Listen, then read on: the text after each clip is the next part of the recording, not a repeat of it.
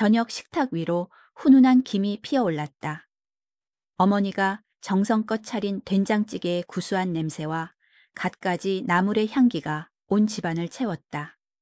하지만 이 냄새만큼이나 훈훈해야 할 저녁 식탁의 분위기는 묘하게 차갑고 딱딱했다.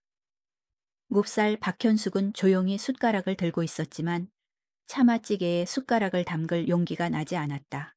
김치만 먹고 있니? 국물도 좀 먹어라.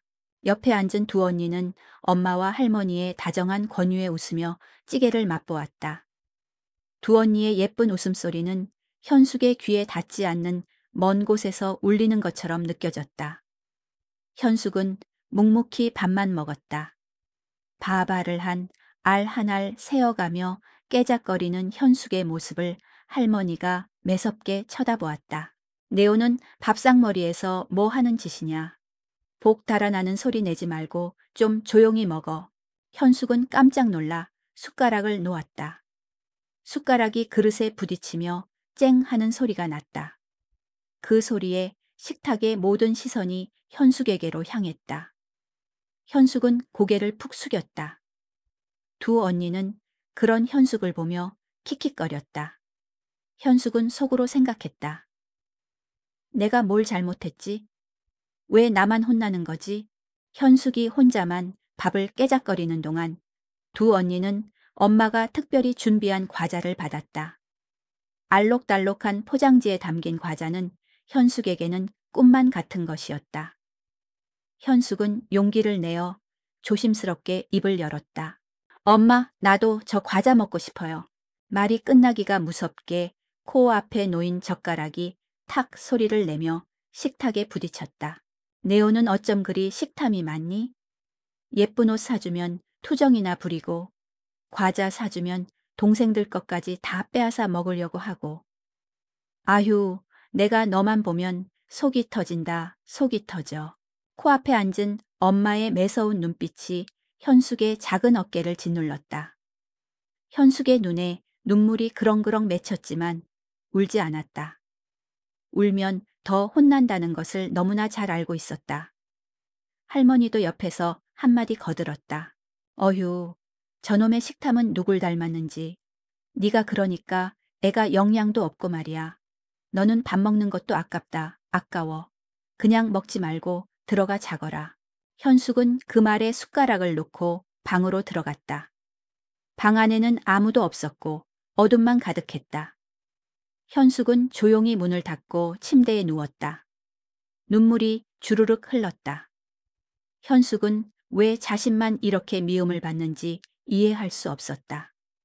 두 언니와 자신은 똑같은 엄마의 딸이 아닌가? 왜 두 언니에게는 사랑과 과자가 넘치는데 자신에게는 차가운 시선과 야단만 돌아오는 걸까? 현숙은 어린 나이에 깨달았다. 이 집에서 자신은 다른 사람들과 다르다는 것을. 자신은 늘 혼자였고 혼자 울어야 했다. 이 고독은 7살짜리 아이가 감당하기에는 너무나 무거웠다. 그날 밤 현숙은 이불을 뒤집어 쓰고 소리 없이 울었다. 밤새도록 눈물이 흘렀다. 그 눈물은 14살의 현숙이 세상에 대해 느끼는 첫 번째 슬픔이자 앞으로 그녀의 삶을 지배하게 될 고독의 시작이었다. 현숙은 시간이 흐르면 모든 것이 괜찮아질 것이라고 믿었다. 하지만 현실은 그렇지 않았다. 할머니와 엄마의 차별은 시간이 지날수록 더욱 심해졌다. 두 언니가 방학 숙제를 하거나 놀러 갈 때 현숙은 늘 집안일의 몫을 감당해야 했다. 설거지는 물론 밥을 짓고 청소를 하고 빨래를 개는 일까지 모두 현숙의 일이었다. 10살이 된 현숙의 작은 손은 거칠었고 손톱은 늘 부러져 있었다. 어느 날 두 언니가 예쁜 원피스를 입고 놀러 가는 것을 보았다. 현숙은 그날도 마당에서 빨래를 개고 있었다. 현숙은 빨래를 개는 것을 잠시 멈추고 언니들을 바라보았다. 그들의 웃음소리가 마치 현숙을 조롱하는 것처럼 들렸다. 현숙은 언니들이 돌아오기 전에 모든 빨래를 개고 방을 정리하고 설거지를 마쳐야 했다. 그렇지 않으면 또 야단을 맞을 것이 뻔했다. 왜요? 나도 엄마 딸인데 엄마랑 친하게 지내면 안 돼요? 우리 엄마잖아요. 현숙은 할머니에게 울면서 매달렸다. 하지만 할머니는 차갑게 현숙을 밀쳐내며 말했다. 그만 귀찮게 해라. 너 내 딸 아니야. 너 때문에 이 집안이 망했어. 현숙은 충격을 받았다. 할머니의 차가운 목소리, 매서운 눈빛, 그리고 그 말이 현숙의 가슴에 비수처럼 꽂혔다. 내 딸이 아니라고요? 그럼 우리 엄마는 어디 있어요? 현숙은 울면서 소리쳤다. 하지만 돌아온 것은 차가운 침묵뿐이었다. 현숙은 그날 이후로 한동안 밥도 제대로 먹지 못했다. 할머니와 엄마의 행동이 이해되지 않았지만 그들의 말은 현숙에게 깊은 상처를 남겼다. 현숙은 자신이 왜 이토록 미움을 받아야 하는지 알 수 없었다. 혹시나 자신이 진짜로 이 집안에 불행을 가져온 원흉인 것일까 하는 생각에 밤잠을 설치기도 했다. 초등학교에 입학한 현숙은 학교에서도 늘 외톨이였다. 두 언니는 현숙이 학교에 가면 친구들에게 우리 집 애라고 소개했다. 현숙은 언니들의 눈치를 보며 항상 조용히 지냈다. 수업 시간에도 발표를 하지 않았고 쉬는 시간에도 혼자 책을 읽거나 운동장을 멍하니 바라보았다. 친구들은 그런 현숙을 보며 쟤는 말이 없어. 귀신 같아 라고 수군거렸다. 현숙은 자신을 향한 그런 시선들이 익숙했다. 그녀는 이미 자신을 유령처럼 느껴왔기 때문이었다. 현숙은 그저 평범한 아이처럼 사랑받고 싶었다. 친구들과 함께 웃고 떠들고 소풍을 가서 맛있는 도시락을 먹고 싶었다. 하지만 현실은 늘 외로운 섬과 같았다. 현숙은 그렇게 시간이 흐르기를 기다렸다. 언젠가는 이 지독한 외로움과 슬픔이 끝날 날이 올 것이라고 믿으며 시간이 흘러 현숙이 15살이 되던 해 그녀의 삶에 또 다른 폭풍이 몰아쳤다. 그날은 언니들이 소풍을 갔다 돌아오는 날이었다. 엄마는 언니들에게 비싼 가방을 사주었고 언니들은 그 가방을 자랑하며 집으로 들어왔다. 현숙은 그날도 평소처럼 집안일을 하고 있었다. 엄마가 식탁에 가방을 던져놓고는 화장실로 들어간 사이 현숙은 거실에서 빨래를 개고 있었다. 그때였다. 여기 가방에 있던 내 지갑 어디 갔어? 내 지갑. 누가 만진 거야? 엄마가 화장실에서 나오자마자 소리를 질렀다. 엄마는 식탁을 뒤집고 가방을 뒤져 지갑을 찾고 있었다. 그러다 문득 빨래를 개고 있는 현숙을 쳐다보았다. 엄마의 눈빛은 매서웠다. 네요, 내 지갑 가져갔지? 빨리 가져와. 좋게 말할 때 가져와. 아니에요, 엄마. 저는 몰랐어요. 정말 아니에요. 현숙은 아니라고 말했지만 엄마는 믿지 않았다. 엄마는 현숙을 억지로 끌고 방으로 들어갔다. 두 언니는 옆에서 킥킥거리며 엄마를 부추겼다.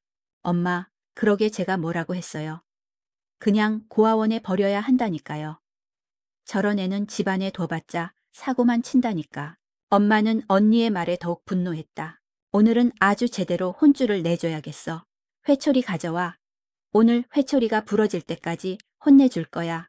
현숙은 공포에 질려 바닥에 주저앉았다. 울면서 아니라고 말했지만 엄마는 듣지 않았다. 그때였다. 문이 쾅 하고 열리고 아빠가 들어왔다. 여보, 지금 이게 무슨 짓이야? 애한테 왜 그래? 아빠는 놀란 표정으로 엄마를 말렸다. 아빠는 현숙을 보호하기 위해 엄마를 막아섰다. 하지만 엄마는 아랑곳하지 않았다. 당신은 몰라. 이 애가 내 지갑을 훔쳤다고. 그리고는 뻔뻔하게 아니라고 하잖아. 아빠는 한숨을 쉬며 말했다. 여보, 정신 차려. 당신 지갑 아까 장인어른께 드리고 왔잖아. 장인어른이 지갑을 두고 가셨다고 해. 하악 해서 당신이 통째로 드린 거 기억 안 나? 제발 말로 해. 말로. 엄마는 그제야 멍한 표정으로 아빠를 바라보았다. 그제야 모든 것이 기억난 듯 엄마는 아무 말도 하지 못했다.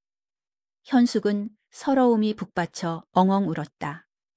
아빠는 현숙을 끌어안고 달래주었다. 엄마는 그저 현숙을 차갑게 바라보며 말했다. 또 그치지 못해. 네가 제대로 말했으면 이런 일이 없었을 거 아니야. 왜 사람을 나쁜 사람으로 만들어? 엄마는 사과 한마디 없이 현숙을 탓하고 방으로 들어갔다. 현숙은 그날 이후로 더욱 더 마음의 문을 닫았다. 아빠가 준 용돈은 할머니가 도로 빼앗았고 현숙에게 남은 것은 아무것도 없었다. 현숙은 그날 밤 이 집에서 더 이상 살아갈 수 없다는 것을 깨달았다. 언젠가 이 집에서 쫓겨날지도 모른다는 불안감이 그녀의 마음을 지배했다. 그리고 그 불안감은 현실이 되었다. 현숙이 중학교 입학을 얼마 앞둔 어느 날이었다. 그날도 평소와 다름없이 집안일을 도맡아 하던 현숙은 불안한 예감에 휩싸였다. 왠지 모르게 온몸의 신경이 곤두서는 느낌이었다. 그때 할머니가 거실로 들어와 현숙의 손을 억지로 잡아 끌었다. 할머니의 손은 차가웠고 현숙은 공포에 질려 떨었다. 할머니, 왜 이러세요? 이 손 좀 놓으세요. 저를 어디로 데려가시려는 거예요? 현숙은 할머니의 팔에 매달려 울면서 물었다. 하지만 할머니는 아무 말 없이 현숙을 끌고 현관문으로 향했다. 현관문을 나선 할머니는 현숙의 팔을 놓지 않고 밖으로 끌고 나갔다. 할머니의 표정은 차갑고 단호했다. 말대꾸 말고 따라와. 너도 이제 초등학교 졸업했으니 배울 만큼 다 배웠다. 나도 네 고모도 할 만큼 했어. 이제 더 이상 너를 책임질 수 없다. 현숙은 직감적으로 할머니가 자신을 어디로 데려가는지 알 수 있었다. 할머니의 말과 행동은 너무나도 명확했다. 할머니는 자신을 고아원으로 보내려는 것이었다. 현숙은 온몸에 힘을 주고 할머니의 다리에 매달렸다. 할머니, 저 고아원 보내시려는 거 아니요? 아니죠? 저 고아원 가기 싫어요. 고모랑 할머니랑 살고 싶어요. 제가 말 잘 들을게요. 밥도 조금만 먹을게요. 집에서 한마디도 안 하고 조용히 있을게요. 현숙은 울면서 할머니에게 매달렸다. 하지만 할머니는 현숙의 애원을 무시하고 계속해서 현숙을 끌고 갔다. 할머니의 힘은 현숙의 생각보다 훨씬 강했다. 날 원망하지 마라. 넌 차라리 태어나지 말았어야 했어. 너하고 우리 집안은 악연이다. 악연이야. 현숙은 할머니의 말에 절망했다. 할머니의 목소리는 칼날처럼 날카로웠다. 현숙은 마지막 힘을 다해 할머니에게 매달렸다. 하지만 할머니는 무서울 정도로 강한 힘으로 현숙을 뿌리치고 결국에는 고아원으로 향했다. 고아원 앞에 도착하자 할머니는 현숙을 고아원 담장 안으로 떠밀었다. 현숙은 할머니의 옷자락을 잡으려 했지만 할머니는 뒤도 돌아보지 않고 떠나버렸다. 현숙은 목이 터져라 할머니를 불렀지만 할머니는 단 한 번도 뒤를 돌아보지 않았다. 현숙은 멀어져 가는 할머니의 뒷모습을 보며 담장을 붙잡고 그저 울기만 했다. 그 순간 현숙은 완벽한 혼자가 되었다. 고아원 생활은 현숙의 생각보다 그리 나쁘지 않았다. 이곳의 아이들은 모두 비슷한 처지였기 때문에 서로에게 큰 관심이 없었다. 현숙은 그 점이 오히려 좋았다. 그녀는 그동안 자신이 겪었던 차별과 야단을 생각하며 차라리 무관심한 이곳이 더 편안하다고 생각했다. 네가 현숙이지? 나는 희망의 집 원장이고 이분은 앞으로 너를 담당하게 될 선생님이야. 우리 앞으로 잘 지내보자. 참고로 나는 문제를 일으키는 아이들을 제일 싫어한단다. 원장님의 말에 현숙은 고개를 숙였다. 현숙은 그동안의 경험으로 배운 대로 튀지 않고 조용히 지내는 방법을 터득했다. 그녀는 그저 주어진 밥을 먹고 학교에 다니고 아무와도 깊게 얽히지 않았다. 그렇게 하면 불필요한 시선이나 괜한 시비를 피할 수 있다는 것을 알고 있었기 때문이었다. 현숙은 고아원에서도 늘 있는 듯 없는 듯 지냈다. 그녀는 어떤 양부모에게도 선택받지 못했다. 그녀는 스스로를 유령이라고 생각했다. 존재하지만 존재하지 않는 사람. 현숙은 그렇게 19살이 될 때까지 고아원에서 지내며 자신만의 방식으로 살아남는 방법을 배웠다. 성인이 되어 고아원을 퇴소한 현숙은 곧바로 직장을 구했다. 다행히 학업 성적은 나쁘지 않았고 고아원에서 직업 교육으로 여러 자격증을 따놓은 덕분에 취업은 그리 어렵지 않았다. 그녀는 한 작은 사무실에 취직하여 격리 일을 시작했다.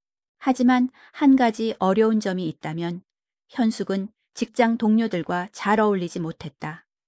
그녀는 늘 조용했고 자신의 의견을 말하지 않았다. 동료들은 그런 현숙을 이상하게 생각했다. 현숙 씨 거기에 있었어요? 하도 조용해서 옆에 있는지도 몰랐네. 현숙 씨 인기척 좀 하고 다녀요. 맨날 유령처럼 조용하니까 깜짝깜짝 놀라잖아요. 대답도 좀 크게 하고요. 아주 현숙 씨 목소리 까먹겠네. 동료들은 현숙을 보며 수군거렸다. 현숙은 그런 동료들의 시선에 익숙했다. 그녀는 그저 조용히 죄송합니다. 라고 말하고 자리를 피했다. 그녀는 그들의 놀림이 싫었지만 그렇다고 해서 자신의 방식을 바꿀 생각은 없었다. 깊게 얽히지 않는 것이 그녀가 살아온 방식이었기 때문이었다. 그렇게 외로운 삶을 살던 현숙의 곁에 한 사람이 나타났다. 그건 바로 지금의 남편 김민준이었다. 민준은 다른 동료들과는 달랐다. 그는 현숙을 놀리지 않았고 조용히 현숙의 곁에 있어 주었다. 민준은 늘 동료들과 2걸음 정도 떨어져 있는 현숙의 곁에 조용히 서 있었다. 어느 날 점심시간이었다. 현숙은 혼자 도시락을 먹고 있었고 민주는 현숙의 옆에 조용히 앉았다. 민주는 현숙에게 말을 걸었다. 현숙 씨, 제가 재미있는 퀴즈 하나 내도 될까요? 현숙은 놀라 민준을 쳐다보았다. 퀴즈요? 저는 그런 거 잘 못하는데요. 민주는 웃으며 말했다. 어렵지 않은 겁니다. 혹시 닭의 아내를 뭐라고 부르는지 아세요? 민준이 던진 농담은 정말 소소한 것이었지만 그런 농담에 익숙하지 않은 현숙은 한참이나 무척 진지하게 고민했다. 닭의 아내? 현숙은 머릿속으로 닭의 그림을 그렸다. 암탉, 수탉, 닭장, 닭의 아내, 그럼 암탉 아니에요? 현숙의 진지한 표정에 민주는 웃음을 참지 못하고 웃었다. 현숙은 민준의 웃음에 당황하며 얼굴을 붉혔다. 네, 현숙 씨 정말 진지하시네요. 정답은 닥쳐예요. 닭의 커 닥쳐. 뭐라고요? 지금 저보고 닥치라고 하신 거예요? 무슨 그런 말장난이 다 있어요? 현숙은 민준의 말에 배꼽이 빠져라 웃었다. 현숙은 그날 정말 오랜만에 소리내어 웃었다. 민준의 농담은 현숙에게는 정말 처음 듣는 유머였다. 현숙은 민준을 보며 생각했다. 이 사람 참 이상한 사람이네. 하지만 좋은 사람 같아. 그 이후로 민준은 늘 현숙의 곁에 있었다. 현숙이 종일 아무 말이 없어도 재미없게 굴어도 민준은 한결같이 현숙의 옆에서 행복을 주었다. 민준은 현숙의 유령 같은 삶의 빛을 불어넣어 주었다. 현숙은 민준을 만나기 위해 지금까지 시련을 겪어야 했던 것 같았다. 그 모든 힘든 날들이 결국 민준에게로 이어지는 길이었다고 생각하니 이제는 그 시간마저 고맙게 느껴질 정도였다. 현숙 씨, 이거 선물이에요. 어느 날 오후 민준은 알록달록한 상자를 내밀었다. 현숙은 당황스러운 표정으로 민준을 바라보았다. 갑자기 무슨 선물이에요? 오늘 무슨 기념일도 아니잖아요. 민준은 장난기 가득한 미소를 지으며 대답했다. 당신, 오늘이 무슨 날인지 몰라요. 진짜 중요한 기념일인데. 현숙은 고개를 갸웃거렸다. 민준은 현숙의 머리를 쓰다듬으며 말했다. 오늘 어린이날이잖아. 현숙은 웃음이 터져 나왔다. 민준은 뜬금없이 현숙에게 어린이날이라며 과자 선물 세트와 예쁜 머리핀을 선물했다. 현숙은 좀 웃기기도 하고 황당하기도 해서 대체 이게 뭐예요? 라고 물었다. 민주는 현숙의 손을 잡고 진지한 눈빛으로 말했다. 생각해 봤는데 당신 살면서 어린이날 선물 한 번도 받아본 적 없죠? 그래서 아주 늦었지만 이렇게라도 챙겨주고 싶었어.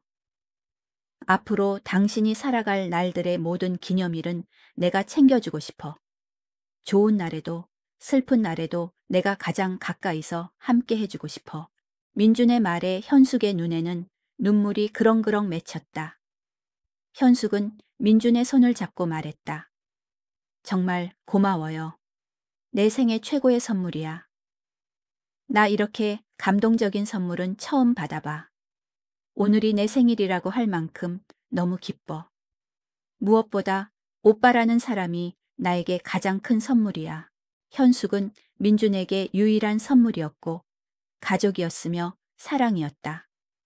현숙은 민준을 만나기 위해 지금까지 시련을 겪어야 했던 것 같았다. 그 모든 힘든 날들이 결국 민준에게로 이어지는 길이었다고 생각하니 이제는 그 시간마저 고맙게 느껴질 정도였다. 그래서 현숙도 민준에게 가장 든든한 가족이 되고 싶었다. 하지만 가족도 돈도 아무것도 가진 것 없는 현숙을 민준의 가족이 좋아할 리가 없었다. 현숙은 민준의 집에 인사하러 갔다가 민준의 어머니에게 모진 말을 들어야 했다. 이봐요. 우리 아들이 없으면 못 산다고 하니까 내가 혀를 깨무는 심정으로 결혼을 허락했지만 그렇다고 내가 당신을 며느리로 인정했다고 생각하면 큰 오산이에요. 앞으로 어떻게 행동하나 지켜보겠어요. 시어머니는 현숙에게 존댓말을 썼다. 존댓말은 예의가 아니라 끝까지 현숙을 가족으로 받아들이지 않겠다는 의미였다. 민준에게는 여동생이 한 명 있었는데 시누이도 시어머니를 따라 매사에 현숙을 타박하고 무시하기 일쑤였다. 새언니, 시간 나면 조카들 엄마 집에 자주 보내요. 애들도 제대로 된 어른한테 예의 범절을 좀 배워야죠. 새언니는 그런 거 잘 모르시잖아요. 가정교육도 배워본 사람이 아는 거지, 안 그래요? 시누이는 현숙이 고아원에서 자란 것을 트집 잡아 마치 현숙의 인생 전체를 깎아내리듯 말했다. 처음에는 현숙도 그냥 넘기려 했지만 매번 들을 때마다 현숙의 마음속 깊은 곳이 가시에 찔린 듯 아팠다. 더군다나 민준이 없는 자리에서만 골라서 그런 말을 하는 것이 더 괘씸했다. 현숙은 둘째까지 낳고 직장 일을 관두고 집에서 아이들을 돌봤다. 현숙이 전업주부가 되자 시댁 식구들의 무시는 더 심해졌다. 시어머니는 현숙이 아이들을 제대로 키우지 못한다고 타박했고 시누이는 현숙이 게으르다고 비난했다. 현숙은 그런 시댁 식구들의 말에 상처를 받으면서도 아무 말도 하지 못했다. 어머니, 지금 이 사람한테 무슨 막말을 하시는 거예요? 여보, 새언니한테 그게 무슨 말버릇이야. 민주는 시댁 식구들과 언쟁을 불사하면서까지 현숙의 편을 들어주었다. 민주는 현숙의 등 뒤에 숨어있는 든든한 버팀목이었다. 현숙은 민준 같은 든든한 버팀목이 있다는 사실에 눈물이 나기도 했다. 얘들아, 잘 들어. 너희는 세상 누구보다 네 엄마를 먼저 존중해야 돼. 너희 엄마는 너희를 낳고 기른 사람이자 이 집안의 소중한 존재거든. 항상 그걸 잊지 말아야 한다. 민주는 아이들에게 항상 엄마를 먼저 존중하라고 가르치는 사람이었다. 현숙은 민준에게 항상 고마워했다. 여보, 고마워. 당신 아니었으면 애들이 날 얼마나 형편없는 사람으로 알았을까 싶어. 우리 애들이 나한테 잘하는 것도 다 당신 덕분이야. 현숙은 자신이 누리는 모든 행복이 다 민준 덕분이라고 생각하며 살았다. 12년간의 시집살이 날마다 시어머니에게 구박을 듣고 시누이 속옷 빨래까지 했지만 민준이 퇴근해서 돌아오는 저녁이면 그 모든 서러움도 씻은 듯이 사라졌다. 그렇게 시집살이를 하다가 결혼한 지 12년쯤 지나 드디어 분가를 하게 되었다. 그때쯤 시부모님도 시골로 낙향하셨고 시누이도 훨씬 전에 시집을 갔다. 드디어 40대 중반에 우리만의 집이 생긴 것이었다. 여보, 정말 기뻐 보여. 이제야 우리만의 보금자리가 생긴 거잖아. 이제야 신혼 생활하는 기분도 나고 우리 애들도 각자 방이 생겼다고 얼마나 좋아하는지 몰라. 민준도 현숙과 아이들만의 집을 좋아했다. 그는 현숙에게 미안함과 고마움을 표현했다. 진작에 분가했어야 했는데 내가 너무 늦었지. 당신 시댁살이 하느라 정말 고생 많았어. 그동안 우리 집 식구들 수발 드느라 고생 많았지. 이제 내가 훨씬 더 많이 도울게. 현숙은 민준의 따뜻한 말에 눈물이 났다. 행복하게 이사하고 민준은 제일 먼저 해야 할 일이 있다며 서둘렀다. 그건 바로 놀랍게도 종신보험을 드는 일이었다. 갑자기 무슨 보험이야? 그것도 보험료가 20만 원씩 나가는 비싼 보험이잖아. 우리 아직 젊은데 이렇게 무리해서 들 필요가 있을까? 현숙은 민준의 행동을 이해할 수 없었다. 하지만 민준은 진지하게 말했다. 혹시 모르잖아. 이제 당신과 우리 아이들을 보호해줄 울타리는 나뿐인데 혹시 나한테 무슨 일이 생길 경우를 대비하는 게 좋잖아. 이거 보험금이 1억이나 나온대. 현숙은 고개를 저었다. 난 1억이든 10억이든 받을 일 절대 없었으면 좋겠네. 당신 건강하게 오래오래 살아야지. 아무래도 아이들도 점점 커가고 부부도 나이를 먹어가니 민준이 걱정이 많아진 모양이었다. 민준은 보험뿐만 아니라 적금이며 예금이며 하나하나 꼼꼼히 챙기며 가족의 미래를 준비해 나갔다. 그렇게 바쁘게 살다 보니 어느새 현숙과 민준도 50대가 되었다. 아이들은 곧 성년을 앞두고 있었고 그저 평화로운 일상을 보내고 있었다. 하지만 그 평화로운 일상에 빨간불이 켜지기 시작했다. 여보, 혹시 뜨거운 물 좀 줄 수 있을까? 속이 더부룩하고 울렁거려서 못 살겠어. 어느 날 아침 잠에서 깬 민준이 현숙에게 힘없이 말했다. 현숙은 민준의 이마에 손을 얹어 보았다. 열은 없었지만 민준의 안색은 좋지 않았다. 당신 또 오바이트 했어? 요즘 자꾸 왜 그렇지? 아침 식사도 안 했는데 자꾸 그러네.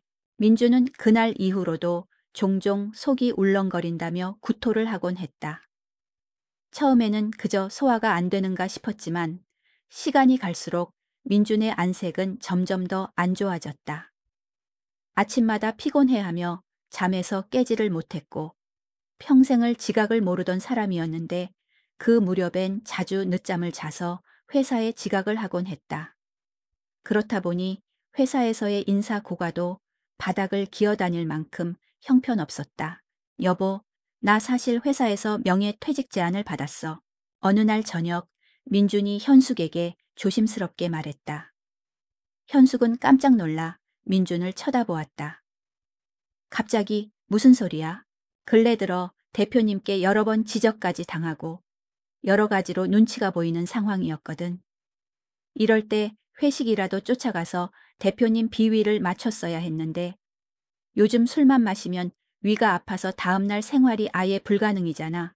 민주는 결국 50대 초반의 나이에 오랫동안 일하던 회사에서 명예퇴직을 당했다. 그때 아이들은 아직 학생이었고 애들 등록금이며 생활비가 문제였다.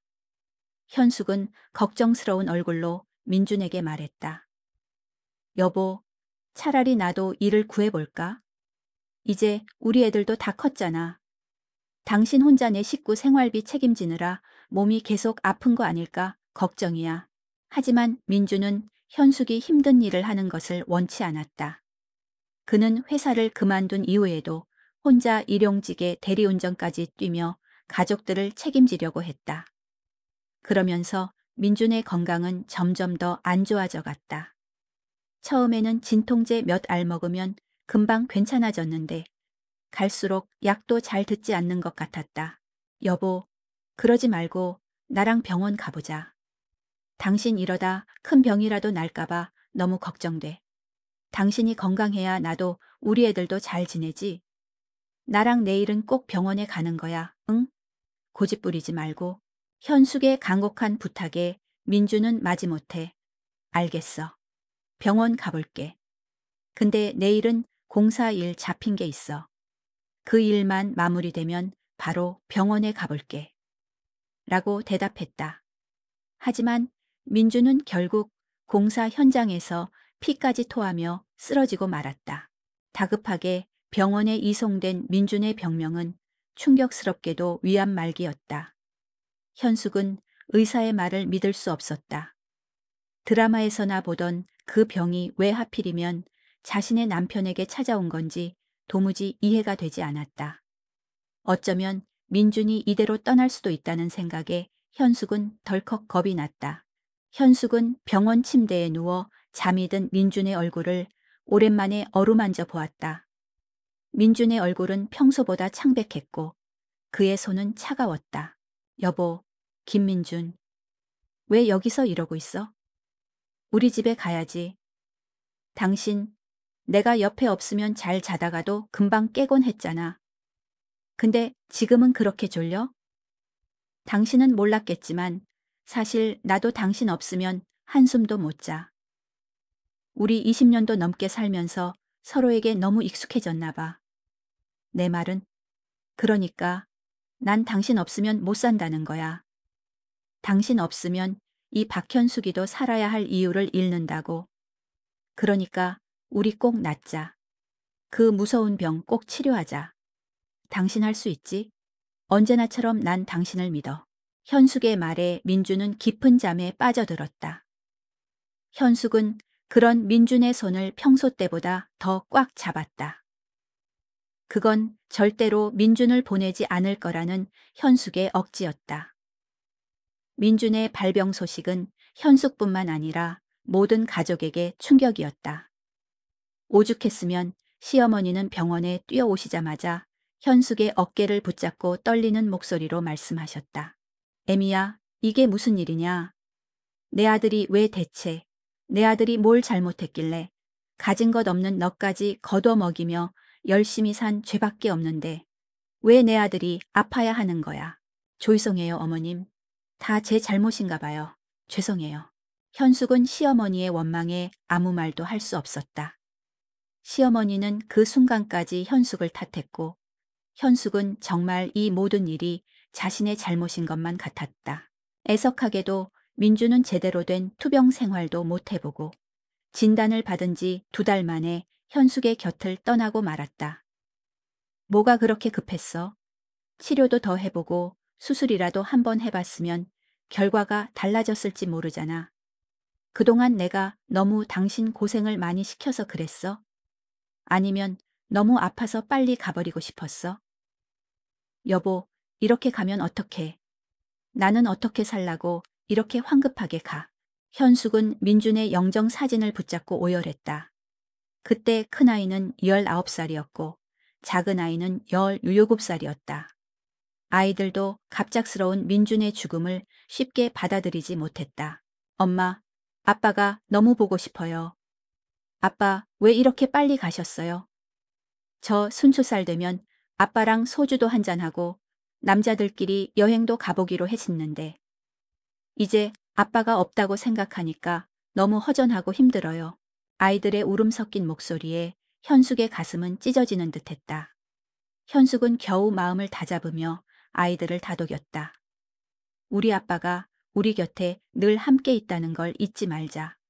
아빠가 우리를 얼마나 사랑했는지 꼭 기억하자. 평생 고생만 하다가 떠난 남편이 불쌍했고 남편 없이 아이들을 키우며 살아갈 자신이 없었다.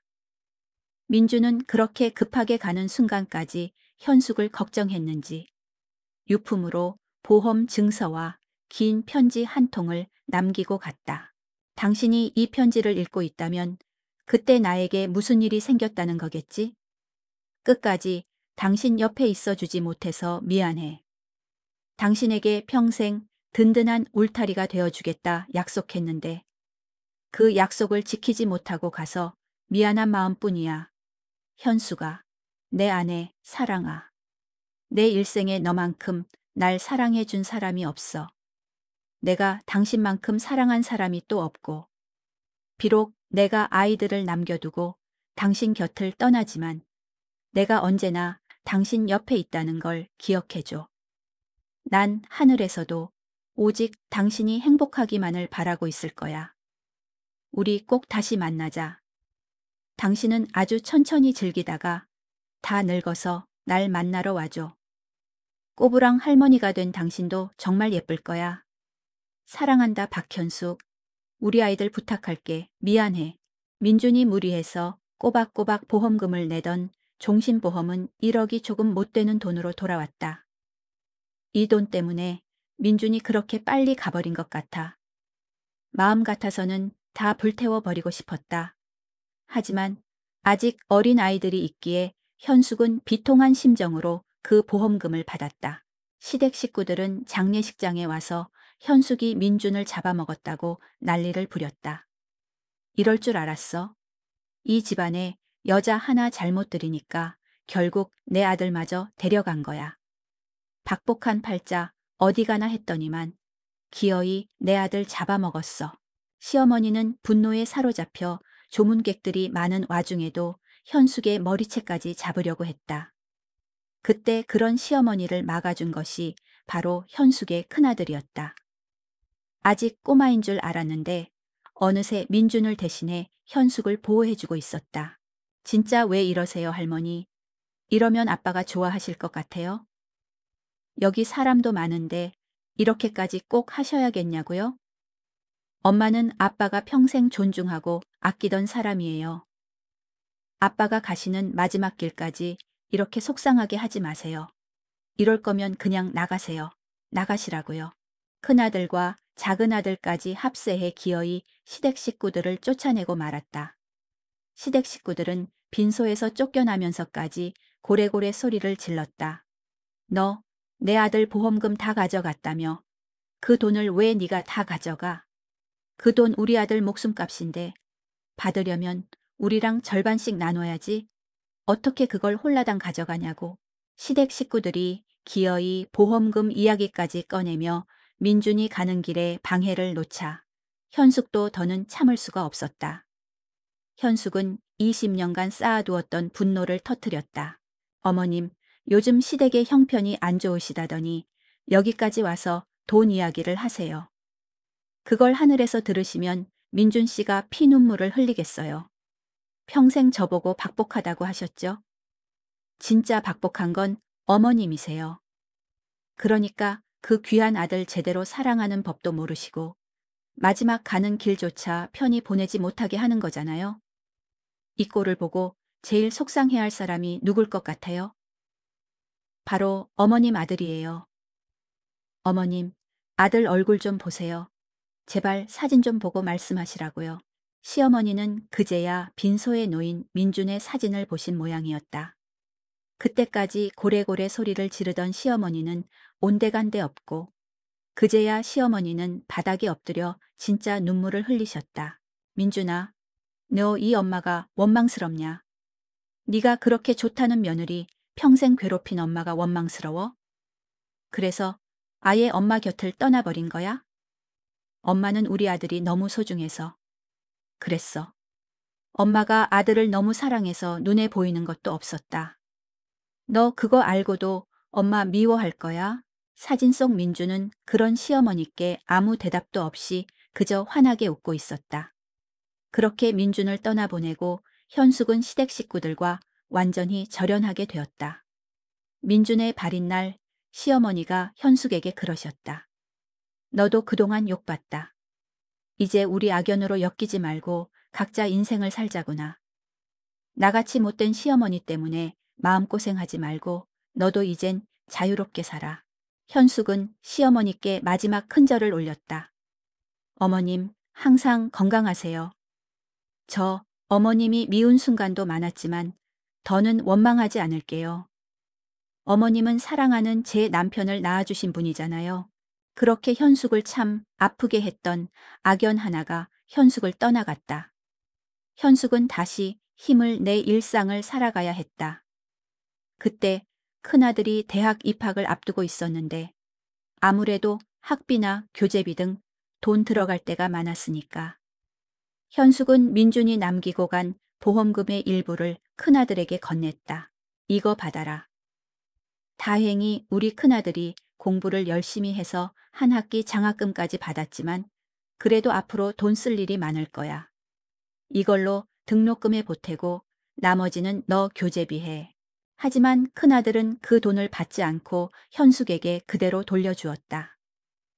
엄마가 무슨 돈이 있다고 이렇게 큰 돈을 주세요? 괜찮아요. 저 아르바이트도 하고 있고 학교 다니면서도 계속 일을 병행할 생각이에요. 이 돈은 엄마 생활비로 쓰세요. 네오 지금 이게 뭐 하는 짓이야. 엄마가 주는 돈이면 감사합니다 하고 받아야지. 지금 엄마 앞에서 잘난 척 하는 거야? 이런 건방진 녀석 같으니라고. 난 내 아들 그렇게 키우지 않았어. 그리고 공부하라고 대학까지 보내놓았더니만 등록금 버느라 시간을 버리겠다고? 내가 언제 그렇게 생활하라고 허락했니? 넌 네 엄마가 우스워. 현숙은 그때 처음으로 큰아들에게 호통을 쳤다. 누군가는 알아서 등록금을 벌겠다는데 기특한 거 아니냐고 하겠지만 현숙은 이럴 때일수록 아이들을 바르게 잡아줘야 한다고 생각했다. 민준도 없는 상황에 아이들마저 제 의견을 듣지 않고 멋대로 살기를 바라지 않았으니까. 엄마, 죄송해요. 그렇게 말씀드리려고 했던 게 아니었어요. 제가 어머니께 미리 상의 드렸어야 했었는데 먼저 말씀드리지 못해서 죄송해요. 화 푸세요. 이날은 다행히 큰아들이 현숙의 마음을 이해해주고 먼저 사과해 주었지만 둘째 녀석도 금방 대학에 갈 거고 현숙은 엄마로서 자리를 잘 잡아야 할 것 같았다. 그래서 현숙은 곧바로 취업 자리를 알아보았다. 자신이 경제권이 있어야 아이들이 공부를 하거나 결혼할 때 도움을 줄 수 있을 테니까. 하지만 몇 군데 식당과 청소업체에 전화를 돌렸지만 현숙의 마음에 드는 곳이 영 없었다. 아이, 우리는요. 4대 보험은 당연히 없고 급여가 최저가 아닙니다. 그 대신 식사를 잘 챙겨드려요. 그래도 일하시겠어요? 아, 도중에 도망가면 월급 안 드립니다. 현숙은 일할 때 제일 중요한 게 바로 그 업체 사장님이라고 생각했다. 급여도, 복지도, 근무 환경도 모두 사장님 손에 달렸으니까. 그렇게 10군데도 넘게 전화를 돌리다 어느 한정식 집에 면접을 보기로 했다. 일단 사장님 목소리도 좋으셨고 처음부터 배려해 주시는 게 많았기 때문이었다. 박현숙 씨라고 하셨죠? 그러면 일단 저희 가게로 오셔서 얼굴 보고 말씀 나눌까요? 일하시기 전에 가게 분위기도 보시고 인사도 먼저 나누면 좋을 것 같네요. 현숙은 그렇게 떨리는 마음으로 그 한정식 집에 면접을 보러 갔다. 사실 식당 일은 처음이라 긴장도 됐지만 뭐든 해내고 싶은 욕심도 나더라고. 여보, 지금 뭐 하는 거야?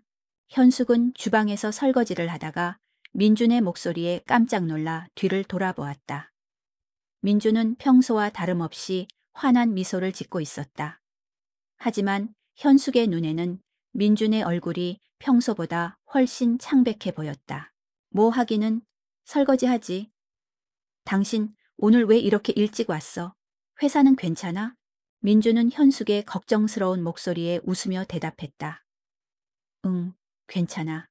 그냥 당신 보고 싶어서 일찍 왔지. 오늘따라 당신이 보고 싶더라고. 민준은 현숙의 어깨를 감싸 안았다. 현숙은 민준의 따뜻한 손길에 안도감을 느꼈다. 하지만 그 안도감은 오래가지 못했다. 민준은 현숙의 품에 안겨 잠시 눈을 감더니 갑자기 몸을 비틀거리며 주방 바닥에 주저앉았다. 여보, 왜 그래? 어디 아파? 현숙은 민준을 부축하며 물었다. 하지만 민준은 아무 대답도 하지 못하고 입에서 피를 토하며 쓰러졌다. 현숙은 소리를 질렀다. 여보, 여보, 정신 차려. 백닥시구, 맥시구. 민주는 구급차에 실려 병원으로 이송되었다. 현숙은 민준의 손을 꼭 잡고 구급차를 따라갔다. 민준의 손은 차가웠고 현숙은 공포에 질려 울었다. 병원에 도착하자마자 민준은 응급실로 옮겨졌다. 현숙은 응급실 밖에서 초조하게 기다렸다. 얼마 후 의사가 현숙에게 다가와 말했다. 환자분, 위암 말기입니다. 이미 손 쓸 수 없을 만큼 병이 진행되었습니다. 마음의 준비를 하시는 게 좋겠습니다. 현숙은 의사의 말을 믿을 수 없었다. 현숙은 의사의 멱살을 잡고 소리 질렀다. 아니에요. 무슨 소리 하시는 거예요? 우리 남편은 건강해요. 어제까지도 멀쩡했다고요. 다시 검사해 주세요. 다시. 의사는 현숙의 행동을 이해한다는 듯 고개를 끄덕이며 말했다. 환자분, 저희도 안타깝습니다. 하지만 사실입니다. 이미 온몸에 암세포가 퍼졌습니다. 길어야 2달입니다. 현숙은 의사의 말을 듣고 그 자리에 주저앉았다. 현숙은 그동안 민준이 보여주었던 이상 증상들이 떠올랐다. 속이 더부룩하고 울렁거린다던 말, 아침마다 피곤해하며 잠에서 깨지 못하던 모습, 술만 마시면 위가 아파서 생활이 불가능하다던 말, 그리고 명예퇴직을 당했다던 말까지. 현숙은 그제야 모든 것을 이해할 수 있었다. 민준은 자신의 병을 알고 있었던 것이었다. 현숙은 민준의 병실로 들어갔다. 민준은 깊은 잠에 빠져 있었다. 현숙은 민준의 얼굴을 어루만져 보았다. 민준의 얼굴은 평소보다 훨씬 창백했고 그의 손은 차가웠다. 현숙은 민준의 손을 잡고 말했다. 여보, 왜 나한테 말 안 했어? 왜 혼자 아파했어? 왜 혼자 감당하려고 했어? 나한테는 당신밖에 없는데, 나한테는 당신이 세상의 전부인데, 왜 그랬어? 현숙은 민준의 손을 잡고 오열했다. 민준은 현숙의 목소리를 들었는지 눈을 뜨고 현숙을 바라보았다. 민준의 눈에는 미안함과 슬픔이 가득했다. 민준은 현숙의 손을 잡고 힘없이 미소를 지었다. 미안해, 현숙아. 미안해. 민준은 현숙에게 미안하다는 말을 남기고 다시 눈을 감았다. 현숙은 민준의 손을 잡고 밤새도록 울었다. 현숙은 민준의 곁을 떠나지 않았다. 현숙은 민준이 깨어날 때까지 민준의 손을 잡고 있었다. 민준은 현숙의 생각보다 빨리 현숙의 곁을 떠났다. 진단을 받은 지 2달 만에 민준은 현숙의 곁을 떠났다. 민준의 장례식장은 수많은 조문객들로 북적였다. 민준은 많은 사람들에게 사랑받는 사람이었다. 하지만 민준의 죽음은 현숙에게 너무나 큰 충격이었다. 이럴 줄 알았어. 이 집안에 여자 하나 잘못 들이니까 결국 내 아들마저 데려간 거야. 박복한 팔자 어디 가나 했더니만 기어이 내 아들 잡아먹었어. 민준의 장례식장에 시어머니와 시누이가 찾아왔다. 시어머니는 현숙을 보자마자 소리 질렀다. 시어머니는 분노에 사로잡혀 현숙의 머리채까지 잡으려고 했다. 그때 그런 시어머니를 막아준 것이 바로 현숙의 큰아들이었다. 진짜 왜 이러세요, 할머니? 이러면 아빠가 좋아하실 것 같아요? 여기 사람도 많은데 이렇게까지 꼭 하셔야겠냐고요? 엄마는 아빠가 평생 존중하고 아끼던 사람이에요. 아빠가 가시는 마지막 길까지 이렇게 속상하게 하지 마세요. 이럴 거면 그냥 나가세요. 나가시라고요. 큰아들은 시어머니의 팔을 붙잡고 소리 질렀다. 큰아들의 눈에는 분노와 슬픔이 가득했다. 작은 아들도 형을 도와 시어머니와 시누이를 쫓아냈다. 네요, 내 아들 보험금 다 가져갔다며. 그 돈을 왜 네가 다 가져가? 그 돈 우리 아들 목숨값인데 받으려면 우리랑 절반씩 나눠야지. 어떻게 그걸 홀라당 가져가냐고. 시어머니와 시누이는 빈소에서 쫓겨나면서까지 고래고래 소리를 질렀다. 시어머니의 말에 현숙은 더 이상 참을 수 없었다. 현숙은 20년간 쌓아두었던 분노를 터뜨렸다. 어머님, 요즘 시댁의 형편이 안 좋으시다더니 여기까지 와서 돈 이야기를 하세요. 그걸 하늘에서 들으시면 민준 씨가 피눈물을 흘리겠어요. 평생 저보고 박복하다고 하셨죠? 진짜 박복한 건 어머님이세요. 그러니까 그 귀한 아들 제대로 사랑하는 법도 모르시고 마지막 가는 길조차 편히 보내지 못하게 하는 거잖아요. 이 꼴을 보고 제일 속상해할 사람이 누굴 것 같아요? 바로 어머님 아들이에요. 어머님, 아들 얼굴 좀 보세요. 제발 사진 좀 보고 말씀하시라고요. 현숙의 말에 시어머니는 그제야 빈소에 놓인 민준의 사진을 보신 모양이었다. 그때까지 고래고래 소리를 지르던 시어머니는 온데간데 없고 그제야 시어머니는 바닥에 엎드려 진짜 눈물을 흘리셨다. 민준아, 내어 이 엄마가 원망스럽냐? 네가 그렇게 좋다는 며느리 평생 괴롭힌 엄마가 원망스러워? 그래서 아예 엄마 곁을 떠나버린 거야? 엄마는 우리 아들이 너무 소중해서. 그랬어? 엄마가 아들을 너무 사랑해서 눈에 보이는 것도 없었다. 너 그거 알고도 엄마 미워할 거야? 사진 속 민주는 그런 시어머니께 아무 대답도 없이 그저 환하게 웃고 있었다. 그렇게 민준을 떠나보내고 현숙은 시댁 식구들과 완전히 절연하게 되었다. 현숙은 혼자 남겨진 두 아들과 함께 살아가야 했다. 현숙은 민준이 남기고 간 보험금으로 아이들의 학비와 생활비를 충당했다. 하지만 그 돈은 현숙의 마음을 아프게 했다. 민준의 목숨값 같았기 때문이었다. 현숙은 민준의 마지막 편지를 읽고 또 읽었다. 민준의 따뜻한 마음이 편지 한 장에 고스란히 담겨 있었다. 여보, 내가 너무 늦게 떠나서 미안해. 당신에게 가장 든든한 버팀목이 되어주지 못해서 미안해. 하지만 당신은 혼자가 아니야. 우리 아이들이 있잖아. 당신은 우리 아이들의 영웅이야. 당신은 우리 아이들을 잘 키워줄 거라고 믿어. 사랑한다, 현숙아. 그리고 우리 아이들 부탁할게. 현숙은 민준의 편지를 품에 안고 밤새도록 울었다. 현숙은 민준의 마지막 부탁을 지키기 위해 최선을 다해 살아가야 했다. 현숙은 남편을 잃은 슬픔을 극복하고 두 아들의 엄마로서 굳건하게 살아가기로 결심했다. 민준이 떠난 후 현숙의 삶은 다시 혼자가 되었다.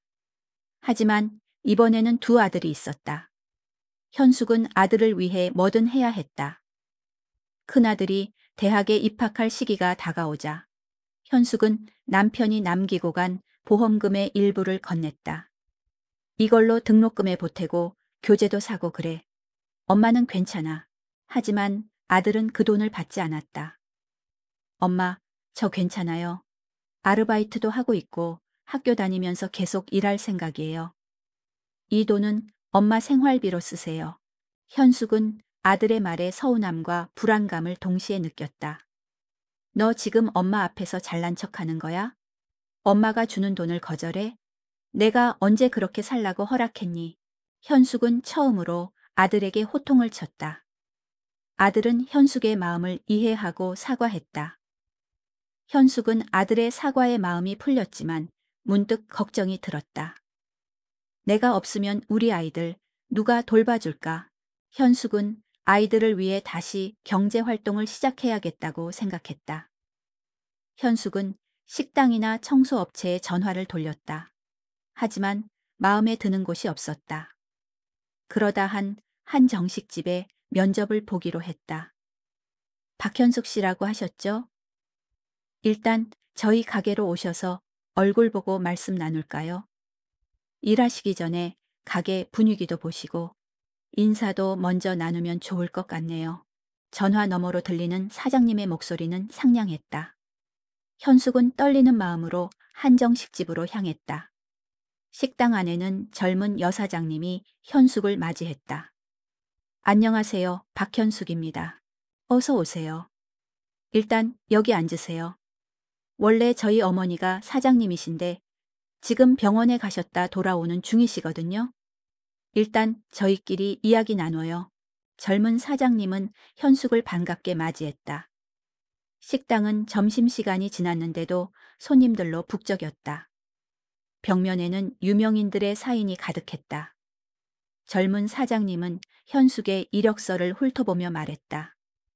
보니까 여사님 인상도 좋으시고 일 잘하실 것 같네요. 출근은 언제부터 가능하세요? 네, 다음 주부터 바로 출근 가능합니다. 현숙은 젊은 사장님과의 대화가 순탄하게 이어지자 긴장이 풀렸다. 젊은 사장님은 현숙에게 친절하게 근무에 대해 설명해 주었다. 현숙은 다음 주부터 그 한정식 집으로 출근하기로 했다. 첫 출근 날, 현숙은 정신없이 일을 배웠다. 식당 일은 처음이라 힘들었지만 뭐든 해내고 싶은 욕심이 났다. 저녁이 되자 젊은 사장님의 어머니가 돌아오셨다. 어머니는 아주 인자하고 따뜻한 분이었다. 오늘 첫 출근이라고 하셨죠? 아무래도 큰 한정식집이라 일하는 게 쉽지만은 않을 거예요. 그래도 우리 딸도 그렇고 저도 그렇고 직원들과 가족같이 지내는 편이니 서로 힘든 일 있으면 터놓고 얘기하며 지내봐요. 어머니는 현숙에게 시원한 식혜를 건넸다. 현숙은 어머니의 따뜻한 말에 눈물이 핑 돌았다. 현숙은 이곳에서 오래도록 일할 수 있을 것 같다는 예감이 들었다. 그렇게 한숨 돌리고 화장실에 가려던 참이었다. 화장실은 식당 맨 안쪽에 있었는데 화장실로 가려면 긴 복도를 지나야 했다. 복도 끝에 다다랐을 때 현숙은 벽에 걸려있는 현수막을 발견했다. 현수막에는 사람을 찾습니다라는 글씨와 함께 흑백 사진이 걸려 있었다. 사진 속에는 젊은 엄마와 아기가 있었다. 그리고 그 밑에는 1974년 박현숙이라는 글씨가 쓰여 있었다. 현숙은 현수막을 뚫어져라 쳐다보았다. 사진 속의 젊은 엄마는 낯설었지만 아기의 얼굴은 왠지 모르게 자신과 닮아 있었다. 그리고 이름과 생년월일이 자신과 똑같았다. 이게 무슨 현수막이지? 현숙은 궁금증을 참지 못하고 젊은 사장님에게 현수막에 대해 물었다. 사장님, 이 현수막은 뭐예요? 1974년생 박현숙 씨를 찾는다고요?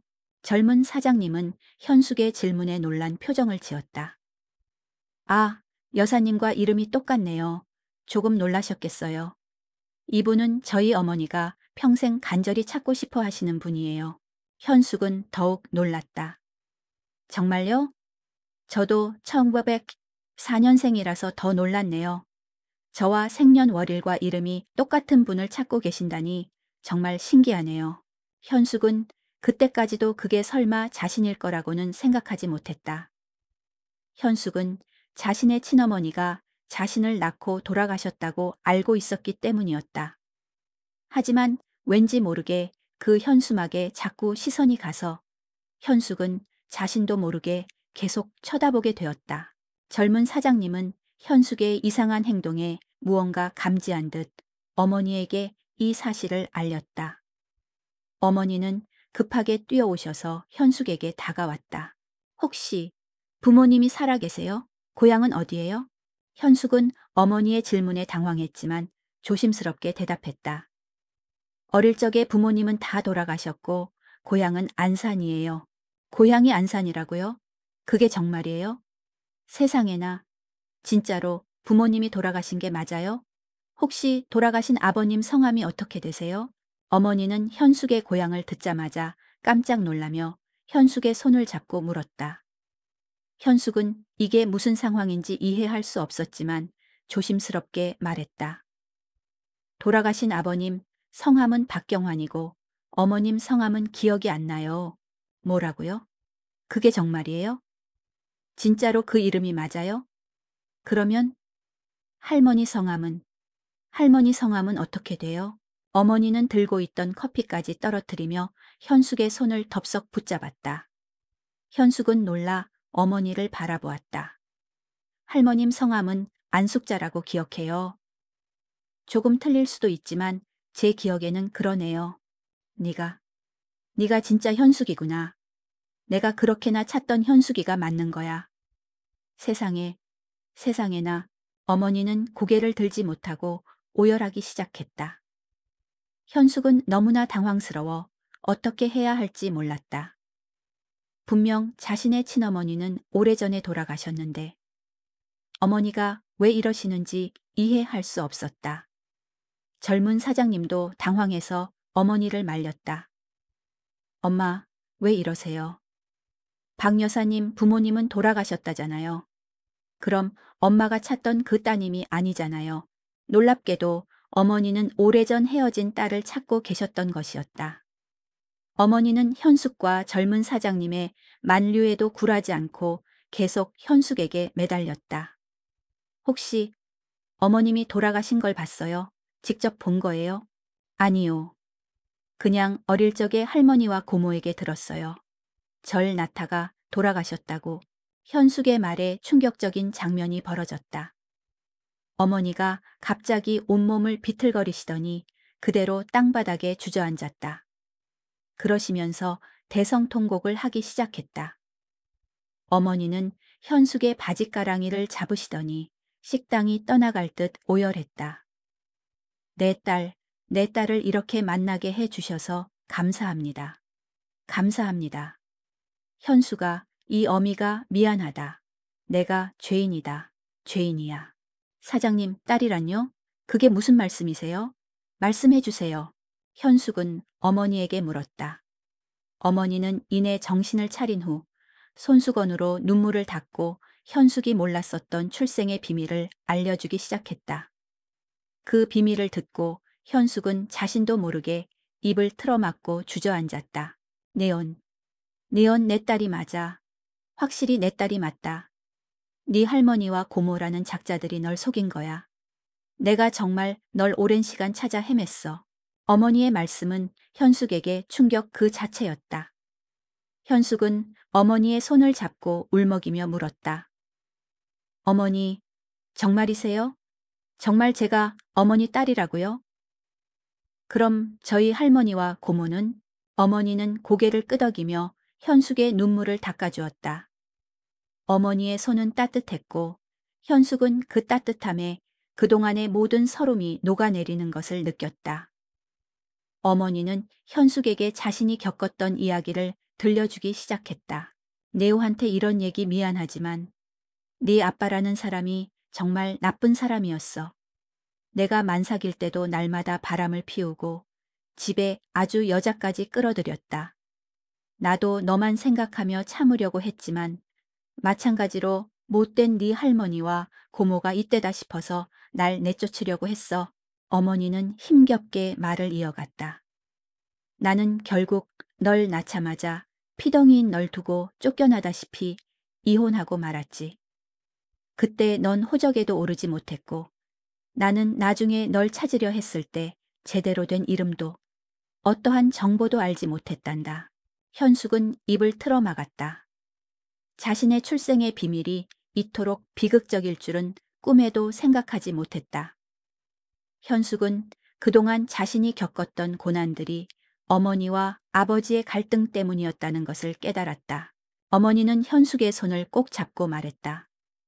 시댁에서 널 두고 돌아서는데 가시밭길을 맨발로 걷는 것처럼 고통스러웠어. 그래도 나만 없으면 네가 사랑받고 살겠지 싶어서 억지로 발걸음을 떼었단다. 하지만 세월이 지나도 그 죄책감과 그리움은 날마다 더 커져만 갔어. 밤마다 널 떠올리며 울었고 네가 어디서 어떻게 지내는지 알 수가 없어 미칠 것 같았다. 혹시라도 날 원망할까봐 걱정도 많았어. 그래도 언젠가 꼭 다시 만나리라 마음속으로 수천 번 다짐했단다. 그런데 오늘 이렇게 널 만나게 될 줄 누가 알았겠어? 어머니의 눈에서 또다시 눈물이 흘렀다. 현숙은 그런 어머니를 말없이 안아주었다. 현숙은 그동안의 모든 고통과 슬픔이 어머니의 눈물과 함께 씻겨 내려가는 것을 느꼈다. 어머니는 시댁에서 쫓겨난 후 혼자 여러 식당 일을 전전하며 고생하다가 8년 뒤에 좋은 분을 만나 재혼을 했다고 했다. 그리고 딸 하나를 낳았는데 그 딸이 바로 현숙을 반갑게 맞아주었던 젊은 사장님이었다. 재혼해서 현숙이를 키우면서도 한 번도 난 널 잊어본 적이 없어. 네가 밥은 잘 먹고 있는지, 학교는 잘 다니는지, 어디 아픈 데는 없는지 매일같이 내 걱정을 했단다. 대체 어디서 어떻게 지냈어?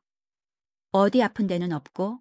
현숙은 어머니의 질문에 울먹이며 대답했다.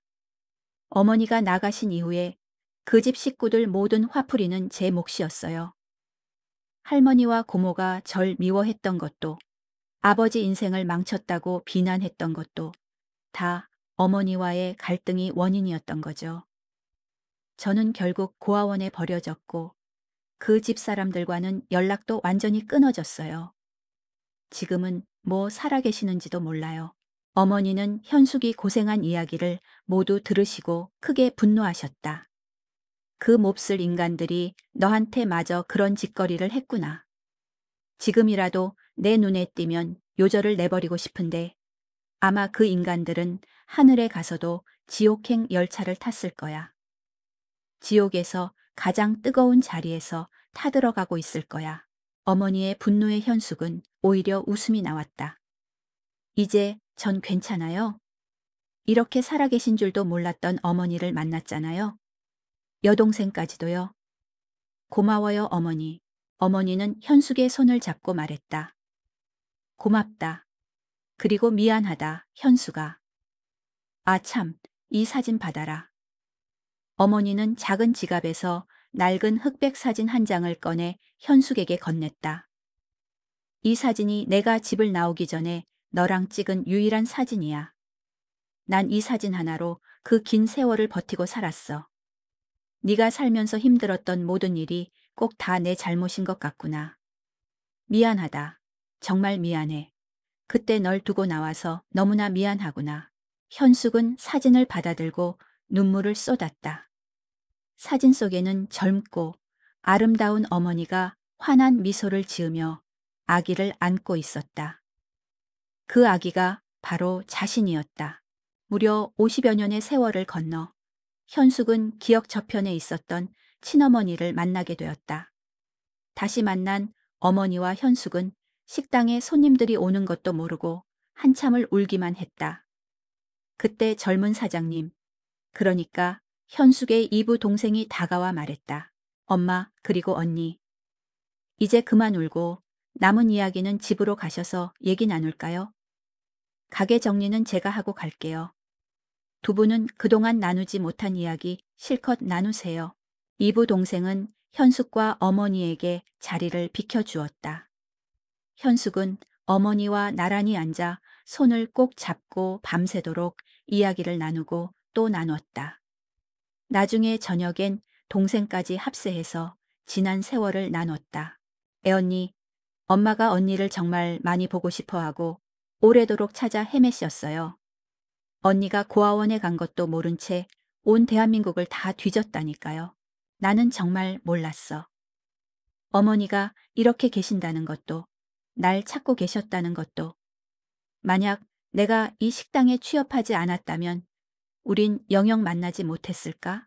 어머니는 현숙의 손을 잡고 힘주어 말했다. 아니다, 현숙아. 아니야. 운명의 힘이 우리를 다시 만나게 한 거야. 네가 내 식당에 찾아오지 않았더라도 난 언젠가 널 찾아내고야 말았을 거야. 그게 엄마고 그게 가족이니까. 벌써 80이 넘은 어머니는 현숙의 이야기를 하실 때만큼은 눈빛이 강렬하게 빛났다. 어머니가 현숙에게 소개해준 가족은 동생뿐만이 아니었다. 어머니께는 정말 멋지고 근사한 남편분이 계셨다. 자네가 바로 현숙인가? 고맙네. 참 고마워. 우리 안사람이 자네 찾지 않았으면 평생 한이 될 뻔했어. 이렇게라도 만나게 돼서 얼마나 다행인가. 새아버지는 다행히 현숙을 따뜻하게 받아주며 꼭 친딸처럼 다정하게 대해 주었다. 현숙은 새아버지의 따뜻한 품에 안겨 어린 시절에 느껴보지 못했던 아버지의 사랑을 느꼈다.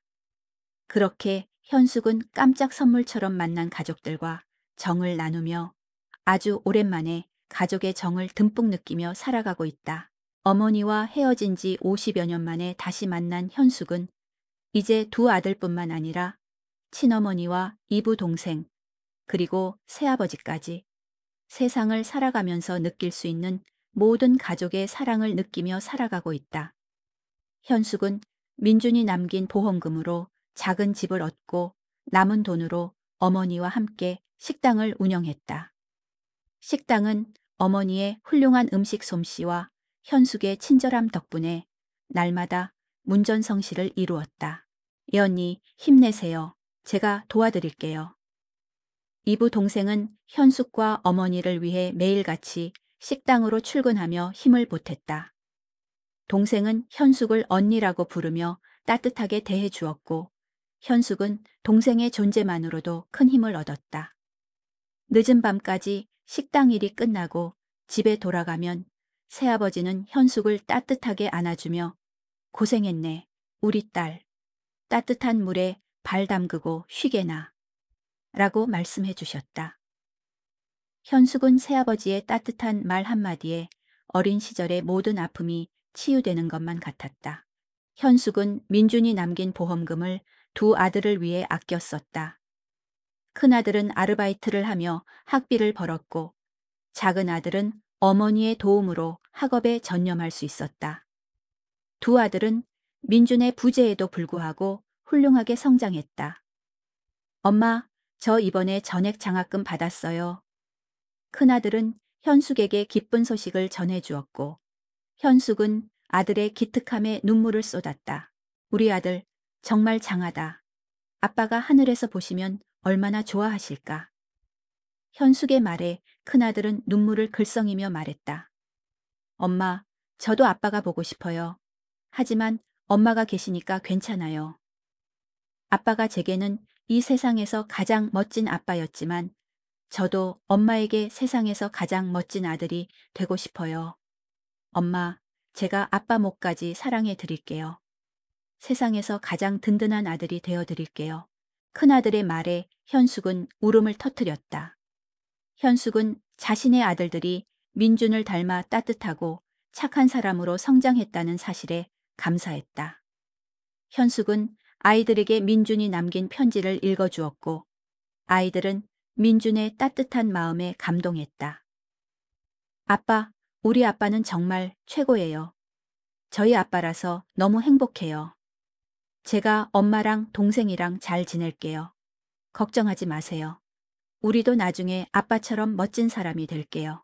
현숙은 아이들과 함께 민준의 납골당에 찾아가 민준에게 그동안의 이야기를 들려주었다. 여보, 나 엄마도 만났고 동생도 생겼어. 그리고 멋진 새아버지도 생겼어. 이제 난 혼자가 아니야. 당신 덕분에 난 다시 가족을 찾았어. 당신이 남겨준 보험금으로 우리 아이들도 잘 자라고 있고 난 지금 아주 행복해. 현숙은 민준의 납골당 앞에서 환하게 웃었다. 그 웃음은 진심이었다. 현숙은 진정으로 행복했다. 그동안의 모든 고통과 슬픔이 가족의 사랑으로 치유되는 것을 느꼈다. 현숙은 다시 삶의 의미를 찾았다. 현숙은 아침에 일어나면 두 아들에게 맛있는 아침 식사를 차려주었고 어머니와 함께 식당으로 출근하여 손님들에게 맛있는 음식을 대접했다. 저녁에는 가족들과 함께 식사를 하며 하루의 이야기를 나누었다. 현숙은 매일매일이 행복했다. 엄마, 혹시 저희 아빠 하늘나라에서 엄마가 슬퍼할까봐 일부러 어머니를 만나게 해준 거 아닐까요? 작은 아들의 말에 현숙은 고개를 끄덕였다. 그런 것 같아. 아빠가 늘 엄마를 걱정했거든. 우리 아빠는 정말 최고지. 현숙은 가족들과 함께 행복한 시간을 보내며 민준의 빈자리를 채워나갔다. 현숙은 이제 더 이상 외롭지 않았다. 현숙은 가족이라는 이름으로 다시 태어났다. 어머니와 헤어진 지 50여 년 만에 다시 만난 현숙은 이제 두 아들뿐만 아니라 친어머니와 이부 동생, 그리고 새아버지까지 세상을 살아가면서 느낄 수 있는 모든 가족의 사랑을 느끼며 살아가고 있다. 현숙은 민준이 남긴 보험금으로 작은 집을 얻고 남은 돈으로 어머니와 함께 식당을 운영했다. 식당은 어머니의 훌륭한 음식 솜씨와 현숙의 친절함 덕분에 날마다 문전성시를 이루었다. 예언니, 힘내세요. 제가 도와드릴게요. 이부 동생은 현숙과 어머니를 위해 매일같이 식당으로 출근하며 힘을 보탰다. 동생은 현숙을 언니라고 부르며 따뜻하게 대해 주었고, 현숙은 동생의 존재만으로도 큰 힘을 얻었다. 늦은 밤까지 식당 일이 끝나고 집에 돌아가면 새아버지는 현숙을 따뜻하게 안아주며 고생했네, 우리 딸. 따뜻한 물에 발 담그고 쉬게나 라고 말씀해 주셨다. 현숙은 새아버지의 따뜻한 말 한마디에 어린 시절의 모든 아픔이 치유되는 것만 같았다. 현숙은 민준이 남긴 보험금을 두 아들을 위해 아껴 썼다. 큰아들은 아르바이트를 하며 학비를 벌었고 작은 아들은 어머니의 도움으로 학업에 전념할 수 있었다. 두 아들은 민준의 부재에도 불구하고 훌륭하게 성장했다. 엄마, 저 이번에 전액 장학금 받았어요. 큰아들은 현숙에게 기쁜 소식을 전해 주었고 현숙은 아들의 기특함에 눈물을 쏟았다. 우리 아들 정말 장하다. 아빠가 하늘에서 보시면 얼마나 좋아하실까. 현숙의 말에 큰아들은 눈물을 글썽이며 말했다. 엄마, 저도 아빠가 보고 싶어요. 하지만 엄마가 계시니까 괜찮아요. 아빠가 제게는 이 세상에서 가장 멋진 아빠였지만 저도 엄마에게 세상에서 가장 멋진 아들이 되고 싶어요. 엄마, 제가 아빠 목까지 사랑해 드릴게요. 세상에서 가장 든든한 아들이 되어 드릴게요. 큰아들의 말에 현숙은 울음을 터뜨렸다. 현숙은 자신의 아들들이 민준을 닮아 따뜻하고 착한 사람으로 성장했다는 사실에 감사했다. 현숙은 아이들에게 민준이 남긴 편지를 읽어주었고 아이들은 민준의 따뜻한 마음에 감동했다. 아빠, 우리 아빠는 정말 최고예요. 저희 아빠라서 너무 행복해요. 제가 엄마랑 동생이랑 잘 지낼게요. 걱정하지 마세요. 우리도 나중에 아빠처럼 멋진 사람이 될게요. 현숙은 가족들과 함께 민준의 납골당에 찾아가 민준에게 그동안의 이야기를 들려주었다. 여보, 나 엄마도 만났고 동생도 생겼어. 그리고 멋진 새아버지도 생겼어. 이제 난 혼자가 아니야. 당신 덕분에 난 다시 가족을 찾았어. 당신이 남겨준 보험금으로 우리 아이들도 잘 자라고 있고 난 지금 아주 행복해. 현숙은 민준의 납골당 앞에서 환하게 웃었다. 그 웃음은 진심이었다. 현숙은 진정으로 행복했다. 그동안의 모든 고통과 슬픔이 가족의 사랑으로 치유되는 것을 느꼈다. 어느 날 저녁 현숙의 가족들은 모두 거실에 모여 앉아 있었다. 텔레비전에서는 현숙의 이야기가 다큐멘터리 형식으로 방영되고 있었다. 현숙은 덤덤하게 자신의 지난 삶을 이야기했고 민준의 사랑과 희생, 그리고 다시 만난 가족들의 따뜻한 이야기가 스크린을 채웠다. 방송이 끝난 후 현숙의 가족들은 아무 말 없이 현숙을 꼭 안아주었다. 언니, 정말 자랑스러워요. 언니는 정말 대단한 사람이에요. 언니의 삶은 정말 감동적이에요. 동생은 현숙의 손을 잡고 말했다. 두 아들은 현숙의 양쪽에 앉아 현숙의 손을 잡고 있었다. 엄마, 아빠가 우리를 지켜보면서 엄마가 행복하게 사는 모습을 보면 정말 좋아하실 거예요. 현숙은 가족들을 보며 미소 지었다. 그녀는 더 이상 외롭지 않았다. 그녀는 가족이라는 이름으로 다시 태어났다. 그녀의 삶은 고통과 시련의 연속이었지만 결국에는 사랑과 행복으로 가득 찬 결말을 맞이했다. 현숙은 이제 그녀의 인생에서 가장 소중한 선물을 받았다. 그 선물은 바로 가족이었다. 그녀는 가족의 사랑으로 인해 다시 웃을 수 있었고 다시 살아갈 용기를 얻었다. 그녀는 이제 민준과 함께 그리고 새로운 가족과 함께 영원히 행복할 것이다.